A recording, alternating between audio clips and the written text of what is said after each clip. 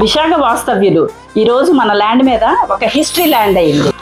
భోగాపురం అంతర్జాతీయ విమానాశ్రయంలో మొదటి విమానం గర్వంగా ల్యాండ్ అయింది.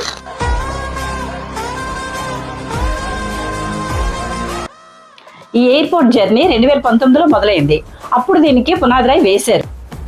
కానీ దాన్ని నిజంగా గ్రౌండ్ మీద నిలబెట్టడం తిరుగులేని స్టెప్. ల్యాండ్ ఇష్యూస్, అప్రూవల్స్ లాంటి డిలేస్ అన్ని క్లియర్ చేసి 2023లో యాక్చువల్ కన్స్ట్రక్షన్కి గ్రీన్ సిగ్నల్ ఇచ్చారు. జిఎంఆర్ లాంటి ఇంటర్నేషనల్ పార్ట్నర్తో ప్రాజెక్ట్ని స్పీడ్లోకి తీసుకొచ్చిన దమ్ముల నాయకుడు శ్రీ వైఎస్ జగన్మోహన్ రెడ్డి గారు. ఈ ఎయిర్పోర్ట్ వల్ల మన ఉత్తరాంధ్రకి ఇంటర్నేషనల్ ఐడెంటిటీ వస్తుంది, యువతకి ఉద్యోగ అవకాశాలు వస్తాయి. పాలిటిక్స్లో అనౌన్స్మెంట్స్ కన్నా ఎగ్జిక్యూషన్ ముఖ్యం అని ప్రూవ్ చేసిన లీడర్ మన వైఎస్ జగన్మోహన్ రెడ్డి గారు.